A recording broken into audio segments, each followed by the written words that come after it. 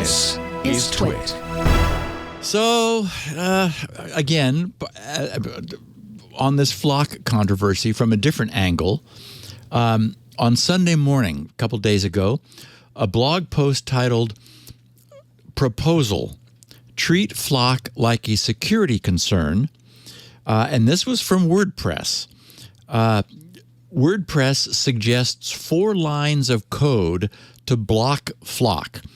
They said, after quoting some of the EFF's, Google's FLoC is a terrible idea blog post, their post begins, WordPress powers approximately 41% of the web, and this community can help combat racism, and this community can help combat racism, sexism, anti-LGBTQ+ discrimination, and discrimination against those with mental illness with 4 lines of code. Okay, so certainly that would be worth doing if that were the case. The 4 lines of code relate to what we talked about last week.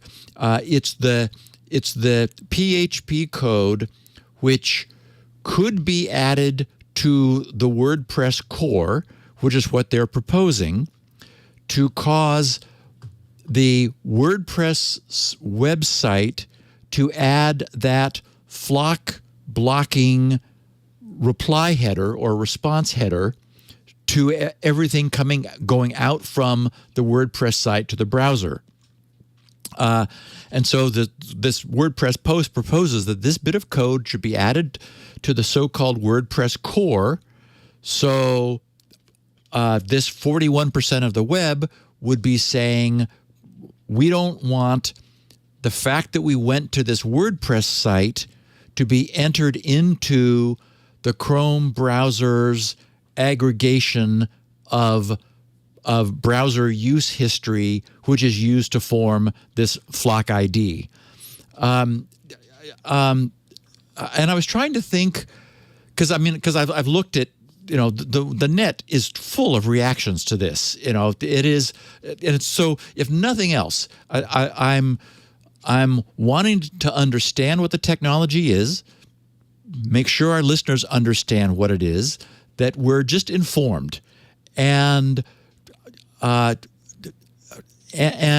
it's going to be interesting to see how this shakes out. I have no idea. Chrome, by far the majority browser on the net, probably not within the cohort of our listeners. I don't know, but the facts are what matters. I was trying to think of what the reactions that I've been seeing on the net have put me in mind of. And the first thing that occurred to me was the Apple-Google contact tracing proposal, back when COVID was a new term for us. And as we'll recall, none of the popular press or even the tech press took the time to understand how the system was designed. We did here. And it was clear, if nothing else, that it was well designed with privacy protection as one of its central tenets. But the media just latched onto some of the scary words uttered by others who hadn't bothered to understand the system. And yes, it was complicated. It was not simple to understand, but it was understandable. And as I've educated myself more about FLoC, I'm seeing that the same is true of it, and we'll get to that in a minute. But I'll share something that just happened to me yesterday. I had a conversation with someone who had so far chosen not to get vaccinated against COVID-19 because he explained to me that the mRNA vaccines contained pig DNA and that he didn't want pig DNA mixed in with his human DNA. Okay, this person's been a friend for about 40 years.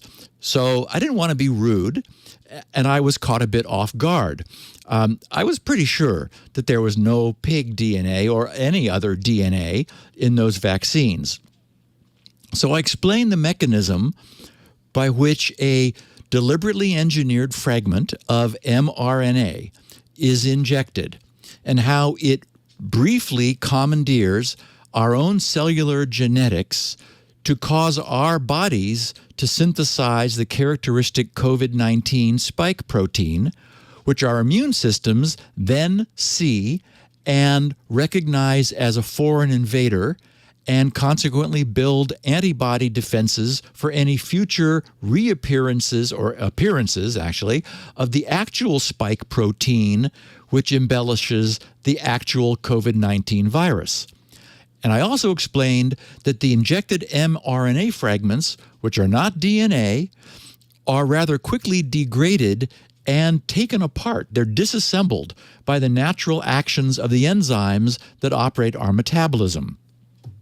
Well, he didn't seem convinced until I explained where that weird rumor must have originated, because one of the components of the vaccine is polyethylene glycol, which, for convenience, is often abbreviated PEG. So, yeah, the vaccines do contain a small amount of PEG, but no PIG. And when I actually gave him that piece of information, he's like, oh, and he realized where this, mistake had come from. He had some information now, and he seemed much more open to the idea. So we're always going to look at the technology, which is what I want to do here again. At this moment, always subject to change if more is learned, it's clear that FLoC is different from tracking. The mechanism, for one thing, is all on the browser side as opposed to being spread and distributed all across the internet. And I would argue that in many ways it is vastly more privacy protecting than the cookies and the fingerprinting that we have today. Assuming that we can, and again, subject to any additional information that we receive, which is how we form our opinions, but assuming that we can truly kill all long-term, all other long-term tracking, to me it seems like an improvement. Today, using the existing true tracking technologies, not only exactly who you are by web browser, that is, which web browser, and exactly everywhere you go, including how long you stay and what you do while you're there, is all being explicitly tracked and logged. Like not just where you went, but all the pages there that you visited. And the trackers are able to infer how long you remained by how long until another beacon from your browser pings somewhere else. So, by comparison, Google's proposal deliberately and significantly fuzzes up only a little bit of that information by reducing that explicit identification and explicit website visiting, and activities like while you're there disappear entirely. All of that is reduced to a short hash token that indicates nothing exact about who you are, where you've been, or how long you stayed, and what you were up to while you were there. It's a real improvement in privacy.